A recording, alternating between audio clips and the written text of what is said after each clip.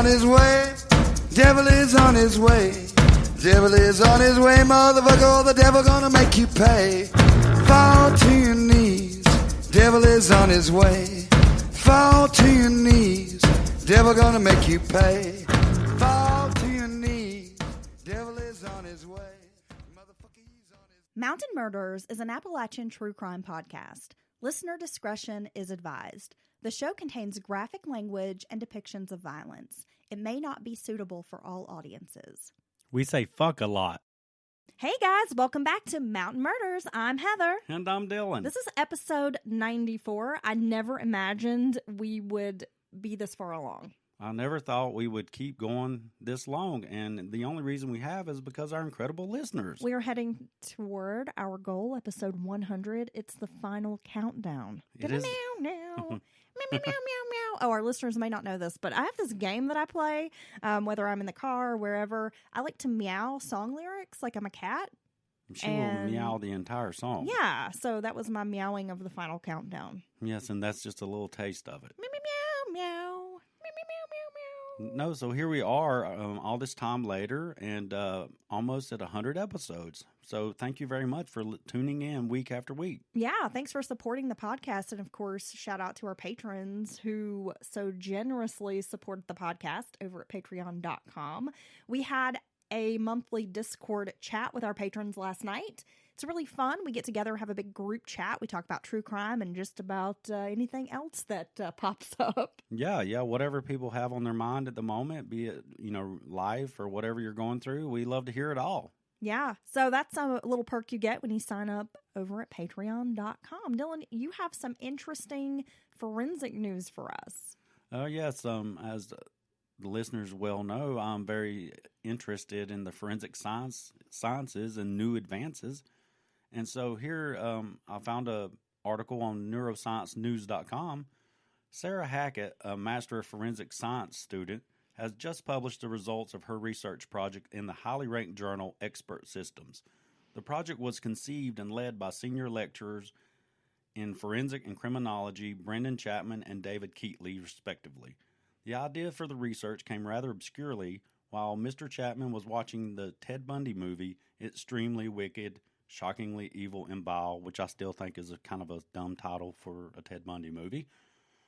Ted Bundy's victims had a number of physical similarities about them, which I thought seemed common to the way that the rest of us non-psychopaths have similarities between sexual partners, such as ex-boyfriends and ex-girlfriends, Mr. Chapman said.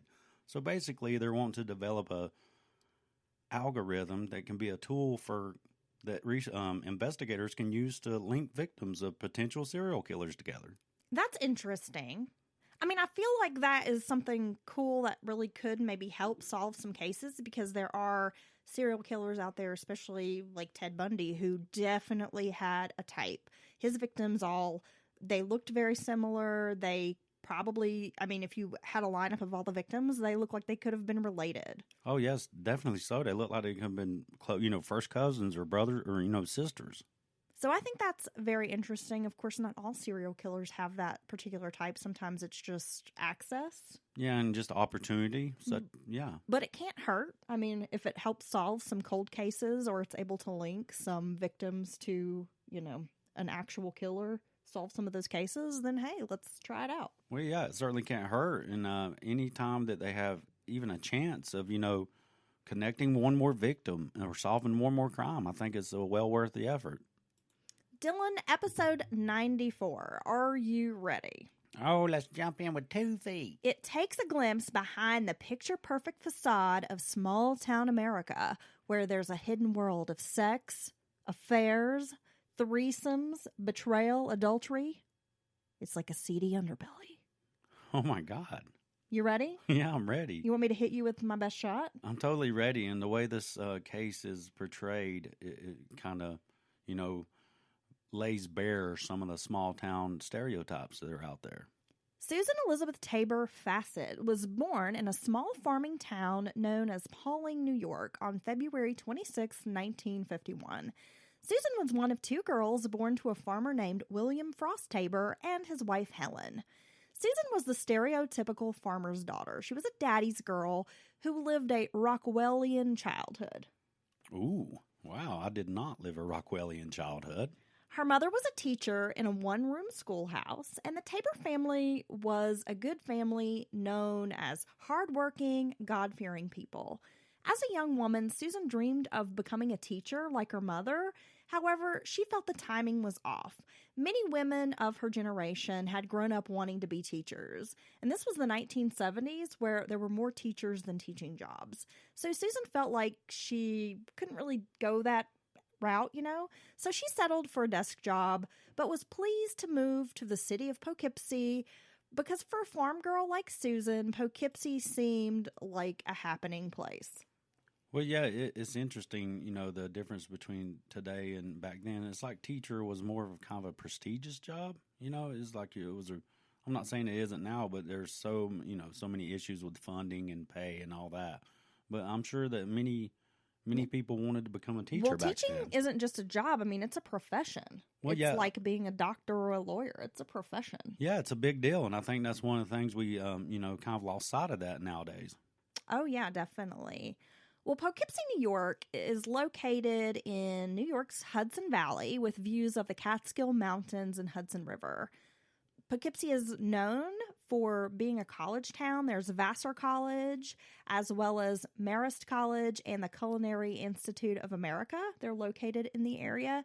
And the city has a population of around 32,000. That's as of the 2010 census. So as you can imagine, in the 70s, it was a much smaller scale, but still kind of considered a city when you come from a tiny little country town. Well, yeah, if you come from a town that literally has a crossroad and one, stoplight or stop sign. A one-room schoolhouse? Yeah, I mean, you go to a place that has thousands and thousands, tens of thousands of people, that's going to seem like the big city. Susan was a young 20-something on her own for the first time, and she met her husband Jeff at a bar in the mid-1970s. Both were just starting out, so the relationship kind of blossomed. Eventually, the pair would marry. Jeff was a cop, but they were different people. Jeff has been described as an introvert who enjoyed quiet time at home, and Susan was an outgoing, social woman. She loved travel. She was also, I should mention, a very tall woman. She was about 6'1", and she towered over her husband. Well, it seems like they were quite different as far as what they would like. He might want just a quiet evening at home. It sounds like she'd like to get out and about, and kind of schmooze with people. Well, as they say, Dylan, opposites attract. Yeah, that's what they say. By 1985, Susan found herself working as the personnel coordinator for the town of Poughkeepsie. Jeff was a member of the police department. The couple brought 2 sons into the world, Jason and Christopher, and by all accounts, they did really seem like a picture-perfect family. Jeff worked a lot and was not much on traveling, as I mentioned, but Susan would take her sons on trips. They would go into New York City for, Mets games, and oftentimes Jeff would just stay behind at home. Jeff was just hanging out with a cold beer and a TV. By the mid-1990s, the marriage was falling apart. I think a common mistake many couples make is waiting to deal with problems when things have already escalated out of control. Yeah, I think that's true. Sometimes people, even if it seems like a small problem in the beginning, the longer that you don't address it, or if you both have, maybe different ideas about how the family should be going and things like that, you have to talk. That communication is very important. Well, a lack of daily communication with your partner is a pretty big sign that the marriage is not what it should be. And Susan was feeling this. Susan was described by the people who knew her as a people pleaser. She had a really hard time saying no to anyone, and she would go to great lengths to make sure everyone else was happy, often ignoring her own feelings. If she was having problems or some type of feeling, she would keep them to herself, believing it was just a burden to others if she tried to talk about them or confide in others about her problems.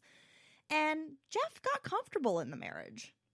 Well, I mean, that's a recipe for disaster. You describing how Susan is there. I mean, as far as, communication and letting things build up. Jeff and his sons would later describe that Jeff's behavior was that of being emotionally unavailable. And though he was in the home and he didn't seem to, to really have problems, he also wasn't very present in the lives of his wife and children.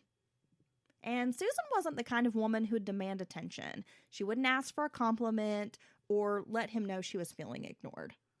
Well, I think these are their personalities are the perfect kind of personalities that could, ignore each other. I mean, not ignore, but she's a person who's now not outspoken about her feelings, and he sounds like a person who is not going to try to find out how you're feeling or dig underneath the surface, figure things out. So that's just not a good mix. Well, you are in a relationship for X number of years or whatever. I mean, I think both partners just sort of settle into the marriage.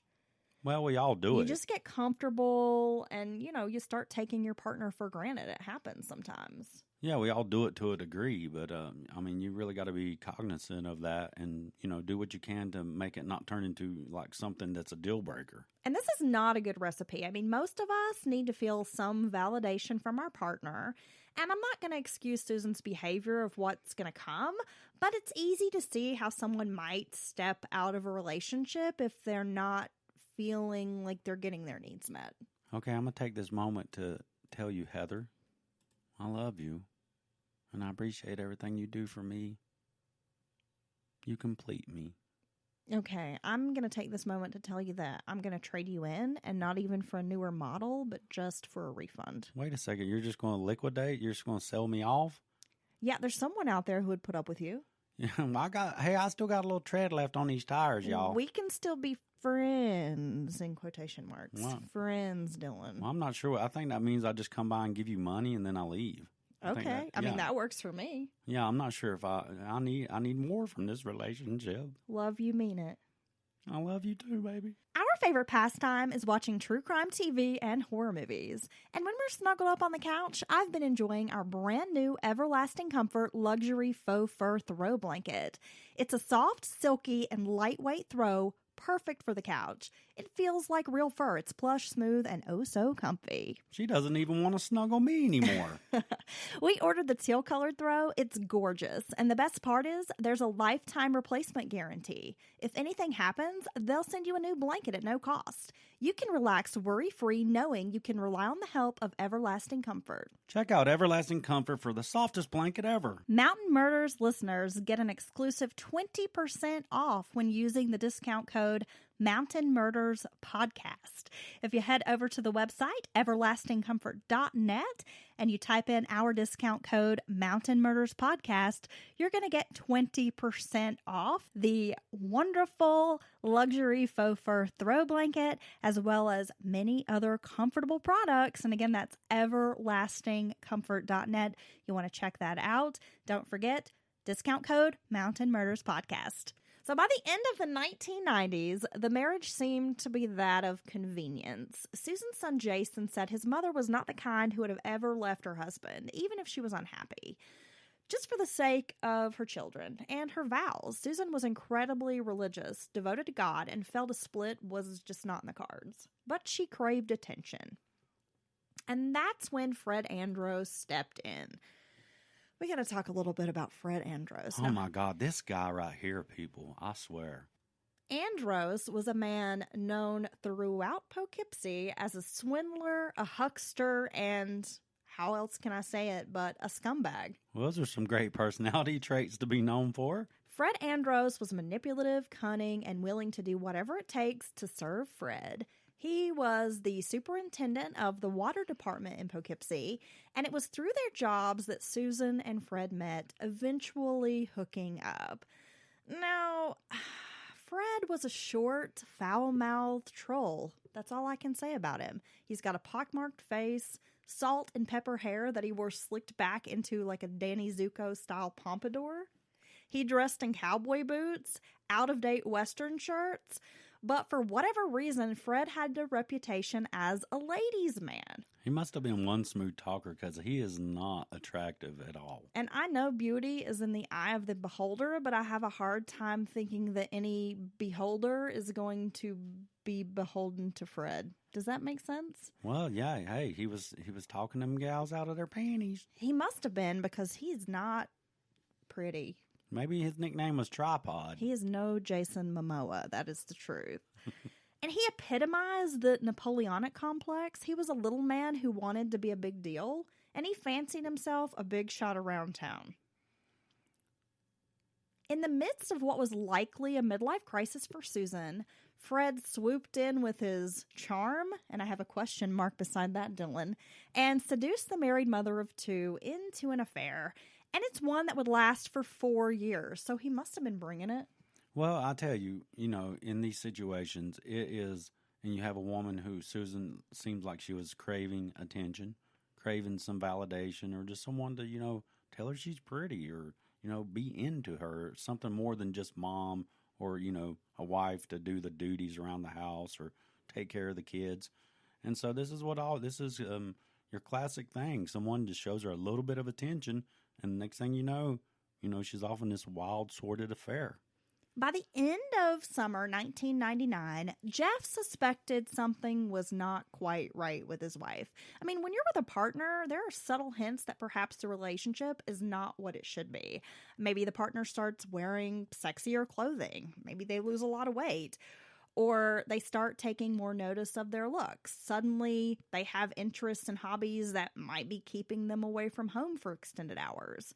I mean, I'd go out on a limb here and say that the majority of us who've been cheated on know what's up before we know what's up.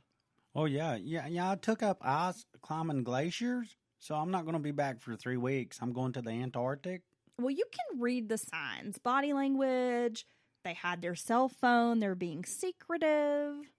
Yeah, or they have this new little troll friend all around town. Well, it's a smaller town, too, so, you have that element as well. Somebody's going to see something.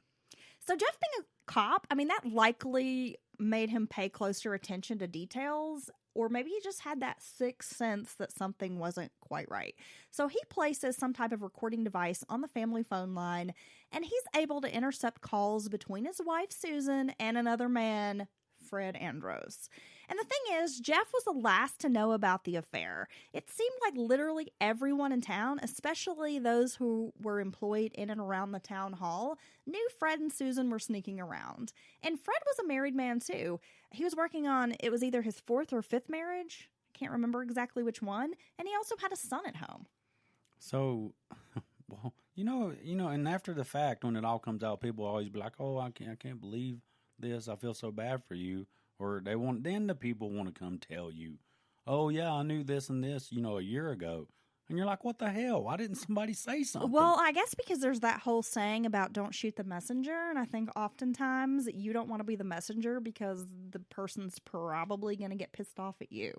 You don't want to be kicked into a bottomless pit that people keep in their backyard? Yeah, that too. Yeah. Okay. So everyone who knew of this tryst was shocked. Fred was repulsive and basically just a piece of shit kind of guy. And Susan was a good woman. Jeff was equally as shocked and heartbroken over the news that his wife was committing adultery. It made even more sense when Jeff realized that the promotion he'd earned was given to him by a friend of Fred's.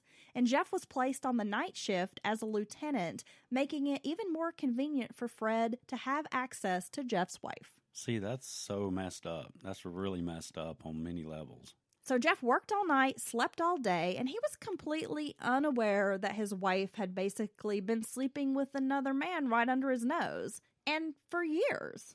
Well, yeah, you think you're getting this promotion at work because of your merit, what you bring to the table, and you're doing a good job.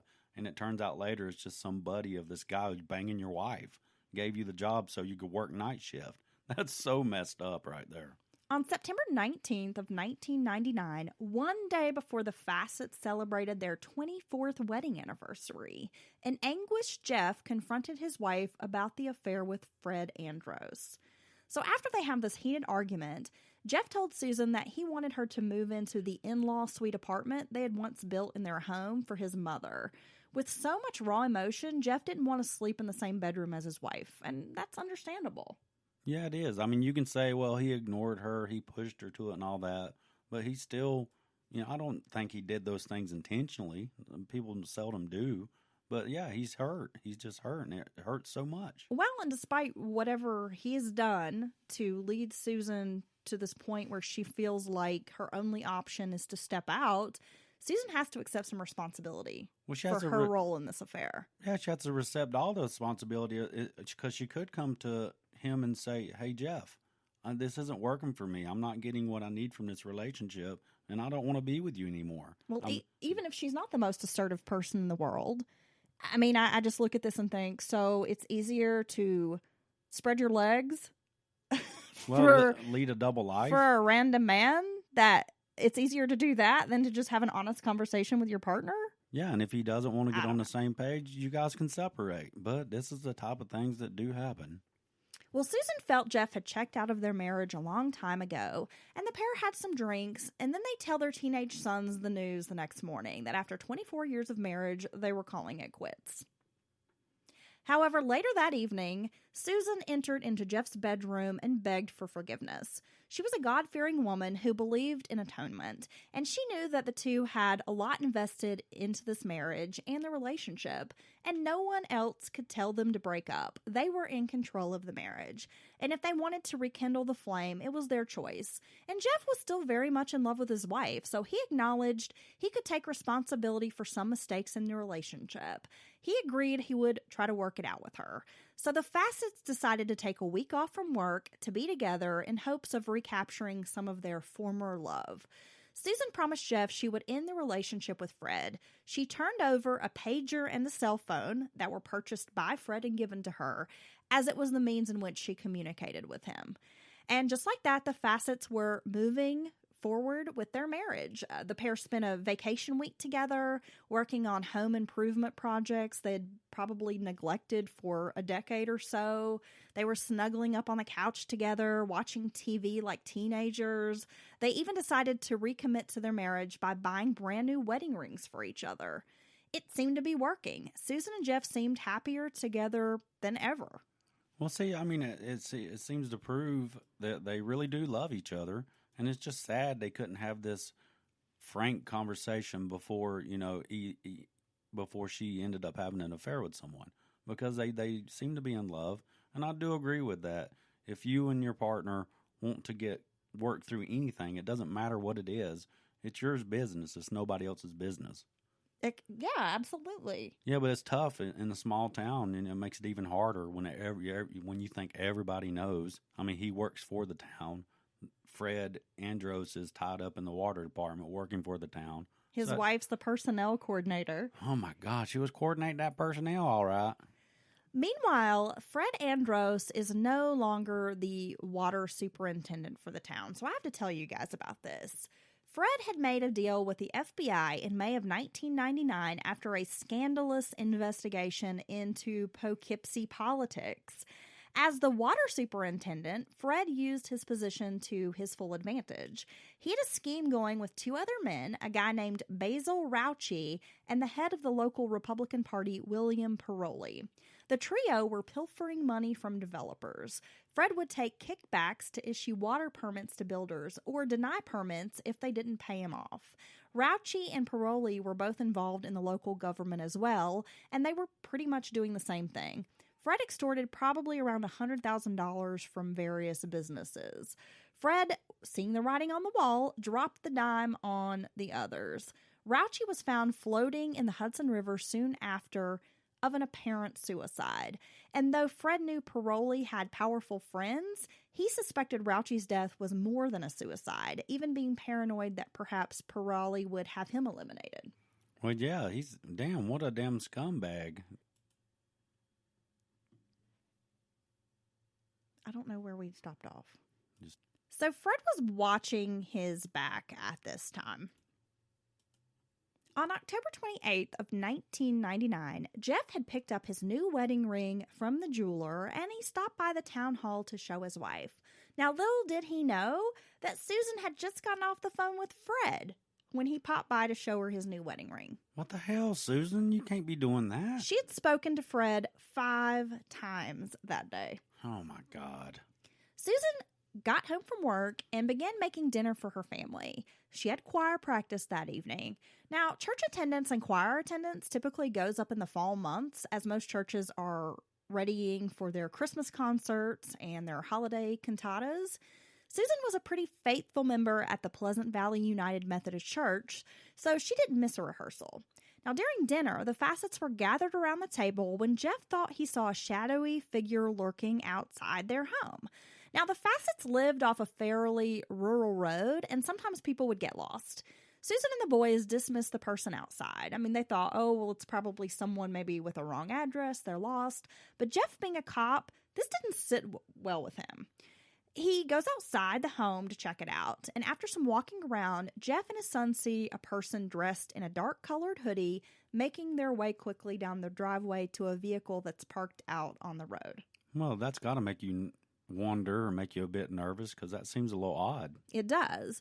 Well, Susan tells Jeff it was probably just somebody with a wrong address, lost, whatever. She kind of blows it off. So she cleans up the dinner dishes and gets ready for choir practice. And soon after Susan leaves for choir practice, Jeff also departs the house, saying that he's going to go pick up his paycheck. When choir practice dismisses around 8:45 p.m., Susan makes her way out to her 2000 Jeep Cherokee. She parked across the street from the church, and she climbs inside, and as she's fastening her seatbelt, a shot rings out. Oh, my God. Susan is hit. She opens the door and falls to the ground, and she's hit 4 more times with bullets. Well, that sounds like an execution. The assailant hops in a light-colored sedan, speeding away. Now, choir friends initially think someone has firecrackers, but they soon realize it's a gun, and they find Susan lying in a pool of blood by her Jeep. They call for help. Well, that's got to be shocking for everyone there. I mean, it's just a nice, normal, quiet evening in this small town. They just got done with choir practice like they've done hundreds of times before. And who shoots someone in the parking lot of a church? Yeah, I mean, that's just really odd. It's out of normal. The Fassett house receives a phone call about Susan's shooting. I believe it was a girlfriend of the son Jason who answered the phone. But at this point, all they know is Susan's been shot, but they don't know whether she's been killed, if she's alive. They don't know anything. And when Jeff arrives to find out what's happened to his wife, he basically just goes in shock. And so basically at the same time as he's finding out his wife's been shot, their house is bombarded with law enforcement. So he tells his sons to close the curtains, turn off the lights, and they basically all just sit in the dark while law enforcement gathers around the house hoping to speak with Jeff. Now, investigators saw this behavior as problematic. I mean, first of all, Jeff's one of their own, so immediately they have to ask, did he kill his wife? I mean, each year in America, roughly 750 marriages are terminated by murder, according to the U.S. Justice Department statistics. Most are impulsive homicides triggered by an argument, or they're influenced by drugs and alcohol. And members of the police department knew of Susan's affair with Fred Andros, and though the Fassets seem to be making some headway in recovering their marriage, the husband is usually the prime suspect. And in this case, Jeff was considered a person of interest, and now his behavior was driving law enforcement to believe he's responsible.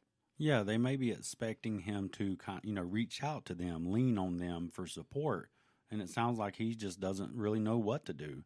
After a nearly 2-hour standoff at the Fassett household, and they even called in like a hostage negotiator and all sorts of stuff, Jeff and his sons finally walk out of their home with hands up. All are cuffed and taken in for questioning in the death of Susan Fassett. So while Jeff is enduring a 15-hour interrogation by fellow officers, detectives who are aware of the affair between Susan and Fred decide it's time to pay Fred Andros a visit. And by this time, Fred's in bed at home. It's pretty late at night, but he agrees to speak to officers who want to know more about Susan.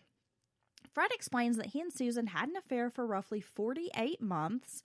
She had ended the affair in September, and that he hadn't actually seen her since September 28th, though the pair did speak regularly because they were friends, and that he loved Susan. He also told police he didn't have any guns in the house, that last year was like the last time they'd been sexually active, that it hadn't been for like 18 months or so that they had had a sexual relationship. He told them he had impotency issues and that the relationship for the last year and a half or so had basically just been a lot of like kissing and hand-holding, but that they were more like friends. They weren't actually having sex. So he was like rubbing his limp noodle on her thigh or something? 4 years is a long time. That's to have an affair. I mean, to carry it on that long, and 4 years? And you're hiding it all this time? And that's why everybody knew, because, I mean, it's went on so long. People see things and they have suspicions. I just don't know how you go home every day and look at your loved one, whether they're emotionally unavailable or cold or any of that stuff, and just look them in the face across the dinner table every damn day. It's a lot of work. What the fuck? Having an affair is a lot of work. Oh, my God. Are you having an affair? I hate people. Of course not.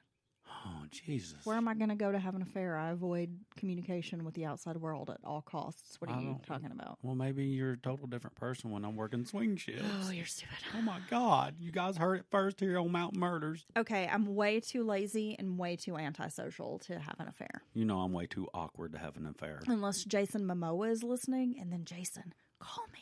The first whole year of my affair with someone else will be like just really awkward attempts at sexual encounters that fail. Yeah, I believe that. I'm comfortable with you, though, baby. You're really awkward. It's okay. It's okay. I'm better now. Aren't you glad? See, I accepted how awkward you were in the beginning. Yeah, I'm glad them first 4 or 5 times didn't turn you off, because, good Lord, ever since then, right? Damn, Dylan. Hello. Settle down. Hey, ooh, gosh. Well, Jeff answered investigators' questions. He even consented to a polygraph exam and told officers, he had nothing to hide. But at the end of the day, he says officers should go speak to Fred Andros. Well, yeah, I mean, if Jeff knows what he did or didn't do, so of course he's going to point the finger at this guy. He never asks for a lawyer. He consents to this 15-hour interrogation. I mean, he's like, I have nothing to hide. Forensic testing is done on Jeff's service weapon, which is pretty commonplace in this kind of situation, but it proves, it wasn't the weapon used. On October 30th, a partial autopsy result comes in, and the autopsy shows that Susan was hit with 4 bullets, 2 fatal. One entered into her neck at the left carotid artery and exited out the right side at the right carotid artery. Susan was alive for a few minutes before dying. The gun was a .45 caliber used at the shooting, and Susan also had semen present in her vagina, showing she had had sexual relations within 24 to 48 hours of her murder. Now, when questioned, Jeff says he and Susan had sex maybe 4 or 5 days before she was killed. So this left investigators wondering if Susan and Fred had sex in the past several days, because again, Fred said they hadn't had any kind of sexual involvement in at least 18 months. So was Susan having an affair with another person? My gosh. I guess I don't know what the hell to think at this point. Right. So on November 4th, investigators approach Fred for a second interview. And during this time, they make a request for his DNA. Now, Fred says he needs to speak to a lawyer first before he submits any kind of DNA sample. Now, Fred would later say that his lawyer advised him against giving up DNA. In the meantime, Fred's lies mount. He tells officers, he doesn't have any guns in the house, but then his wife, Diana, shows officers his gun collection. Yeah, Diana's like, I'm about to dial this dude out. There's just like little things that he is lying about, and they keep kind of catching him in small lies. Well, yeah, and when it comes down to DNA, I mean, I know it's a big deal to give your DNA sample for any reason. I could understand that feeling. But, I mean, it usually boils down to someone's innocent or not. Because if they are, they typically like, yeah, here's my DNA. Go ahead and run it against whatever evidence, and it'll prove that I wasn't there and that I didn't do it. But any of these people that's like, oh, I need to check with my lawyer, 9 times out of 10, they're guilty. Now, by December, there are no new leads. Detectives know they have to get Fred's DNA. Jeff has checked out so far, and the case is basically a cold case. So a detective has an idea to invite Fred to lunch. The detective tells Fred he has a copy of Basil Rauchi's autopsy, which hadn't been made public yet. And Fred is, absolutely dying to get a hold of this autopsy because, again, Fred believes that Basil Rauchi has been murdered. His death wasn't a suicide. And so he wants to see this autopsy to know whether or not he needs to be worried. Yeah, whether or not he might be next. As far as the construction scandal goes. So Fred meets the detective at a restaurant called the Hoe Bowl, which I just had to note that because the Hoe Bowl sounds funny. And it's literally spelled. It's literally spelled that way, right? HOE bowl. Yeah. So they hey. go to the whole bowl. Come on down, get the full. Hoe bowl. Have the hoe bowl. We got everything you want. Some of it's tangy, some of it's spicy. Okay, Dylan. Okay. You are not Cheech Marin, and this is not the... Oh, my God. Don't you dare tempt me to do that monologue from Dusk Till Dawn, No, because I it's will. not. Okay. Yeah, we're not doing that right now. So the entire time that they're like having this lunch, Fred's not eating. He's not drinking his water. The detective is like, dude, I bought you lunch. The least you can do is eat it, kind of joking around. So Fred finally eats his lunch. And at the end, he does take a drink of the water. But the detective is feeling defeated because as Fred's, like, hey, I got to go, he takes the water with him.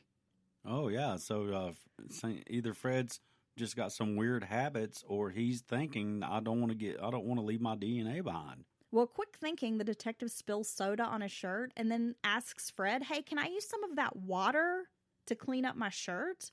And so Fred hands over the water. Boom. They've got his DNA. Got some cast off DNA, y'all. Detectives also take up following Fred. So during the weeks leading up to scoring the DNA, detectives tail Fred driving to Poughkeepsie every day, sometimes more than once a day, to pick up prostitutes. So it sounds like Fred's got some kind of sexual issues. Well, Fred's popping Viagra like candy. One of the prostitutes who had Fred as a customer tells police that he can only get erect for oral sex, but never for intercourse. And Fred had some bizarre sexual appetites. And they do seem to coincide with Fred having some sort of sexual addiction. Yeah, that's a little strange. Fred Andros and his accomplice Don Silvernail are arrested. Now, this is where things get interesting. On December 29th, when state police arrive at Fred's Poughkeepsie home to execute a search warrant, Andros shoots himself in the face. Oh, and that's what innocent people never do. But he doesn't die. Oh, my God. Just fucked his already weird-looking face up. Yeah, that happens a lot of times. I looked into that a little bit, that when, people attempt suicide, but they're unsuccessful. Men are typically the ones that try to shoot themselves. And that's pretty sad right there. So during the search efforts, they find some interesting things. And the court papers for a murder case against the former town water superintendent, and his lover, Don Silvernail, describe lesbian sex for hire, videotaped sex in a town facility, and of course, kickbacks and murder.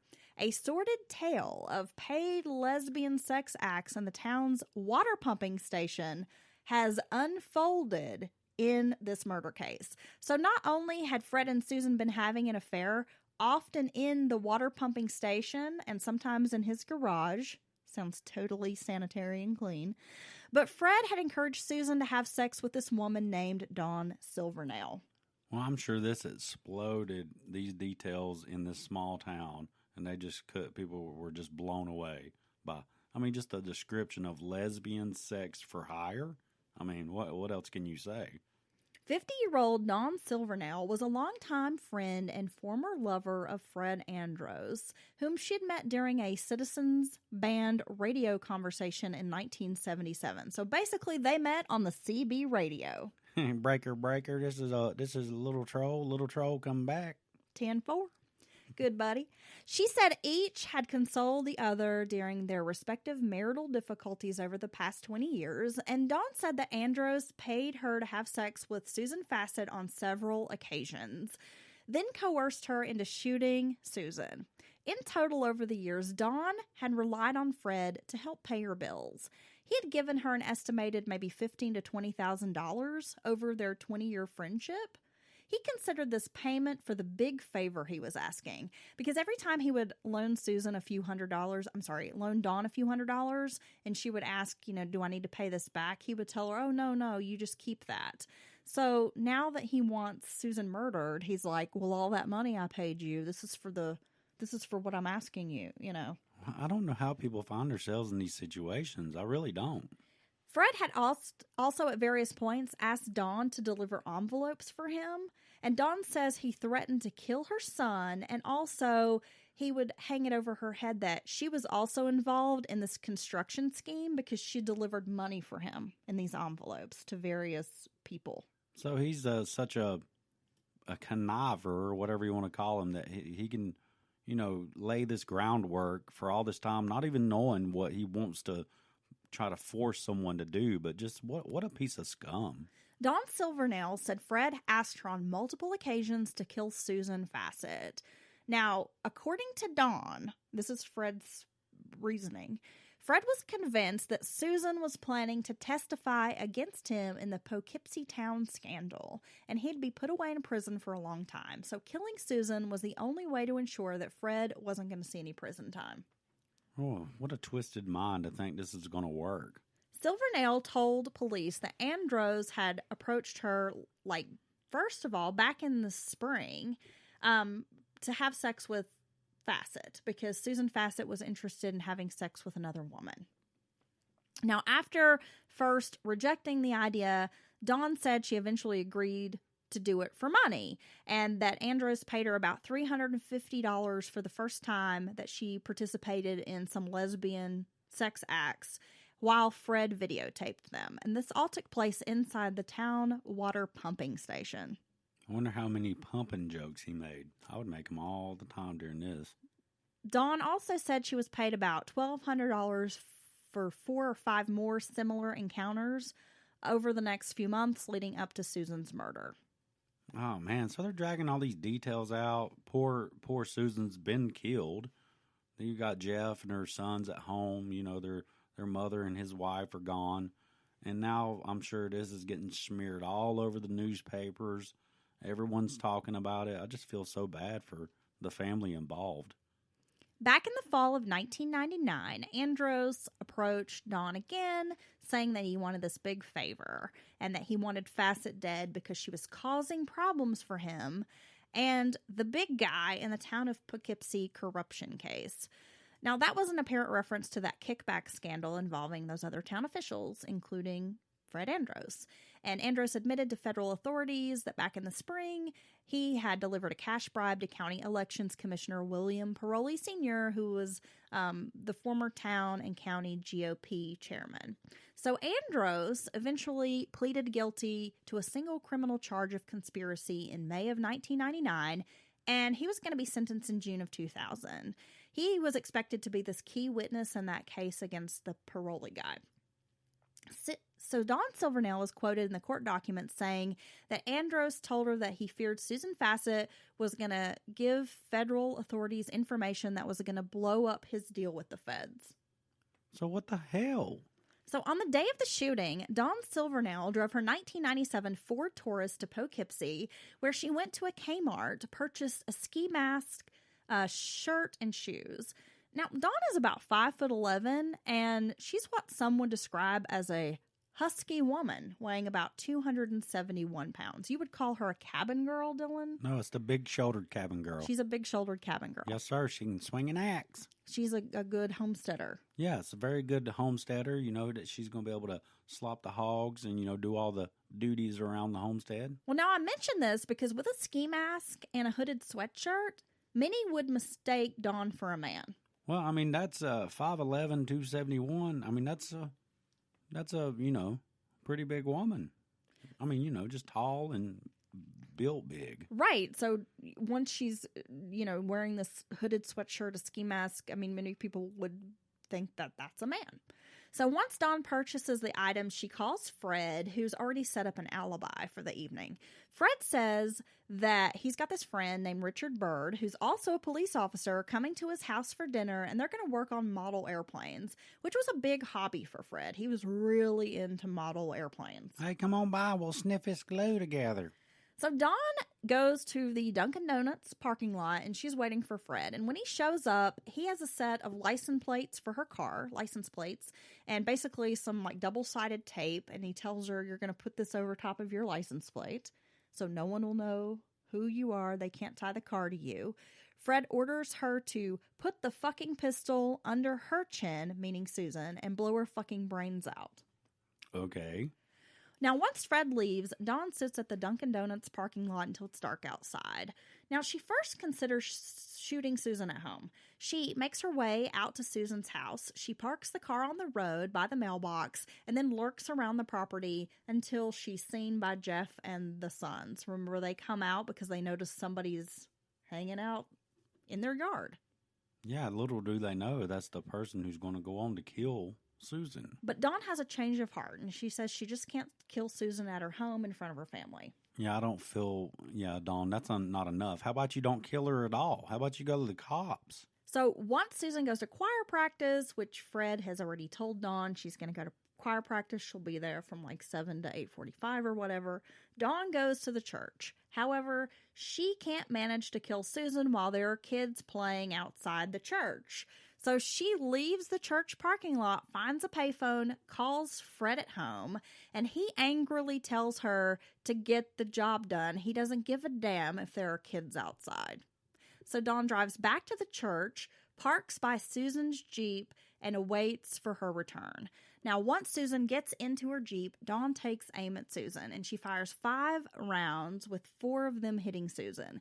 And once Susan is on the ground, Dawn jumps back in her car, speeds away. She drives to a designated spot off a rural road where Fred tells her to dump the gun and the tags.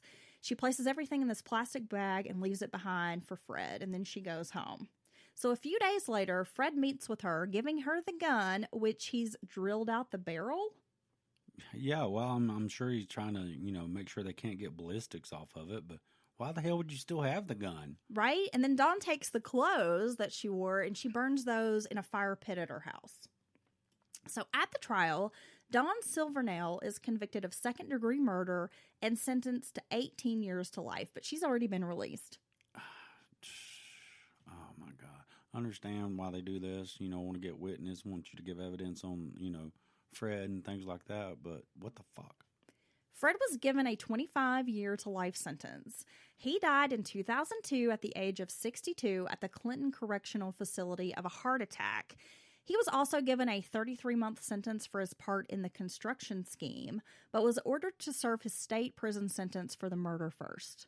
Well, at least Fred spent the rest of his life. I mean, he did put all this together, so at least he spent the rest of his life in jail. That's where he should have been at. And that has been the case of the murder of Susan Fassett, Dylan. It's sad. Leave a family devastated, no matter what you think about what Susan did as far as the affair goes and all that. She certainly didn't deserve what happened to her. And it's just all around a sad situation that I'm sure to this day the town is still, trying to get completely over. Well, let's face it.